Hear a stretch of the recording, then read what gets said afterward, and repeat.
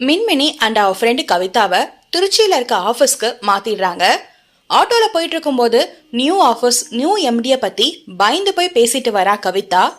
மின்மினி போறது சிங்கத்தோட குகைன்னு தெரியாம கவிதாவோட பயத்தை போக்குற மாதிரி பேசிட்டு வரா. அவங்க இறங்க வேண்டிய இடமான ஆபீஸ் வரவும் 2 பேர் இறங்கி அந்த பில்டிங்க மலைச்சு போய் ஆர்வமா பார்த்து உள்ள போறாங்க. மின்மினிய நேரா எம்டிய பார்க்க போக சொல்லவும் அவ லிப்ட்ல போலாம்னு நினைக்க அவளை பழிவாங்க நினைக்கிற எம்டி லிப்ட் ஆபரேட்டர் மூலமா அவளுக்கு ஆப்பு வச்சு ஸ்டெப்ஸ் ஏறி வர வைக்கிறான். இது போதாதுன்னு எக்ஸ்ட்ரா வெயிட் வேற அவ கையில. எம்டி ரூமுக்குள்ள போனதும் அவளை திட்ட ரெடியா இருக்க எம்டிக்கு இவளை சான்ஸ் ஏற்படுத்தி தர அதை அவன் பிடிச்சுக்கிட்டு இவளை லெஃப்ட் அண்ட் ரைட் வாங்குறா மக்களே. அதுக்கப்புறம் இடையில நல்ல அழகான சீன்ஸ் இருக்கு, அதை கதையில பார்க்கலாம். எல்லாத்துக்கும் மேல கடைசியில அவன் ஒன்னு எக்கு தப்பா சொல்ல டென்ஷன் ஆயிட்டா நம்ம மின்மினி. அப்படின்னு சொல்லியிருப்பான்.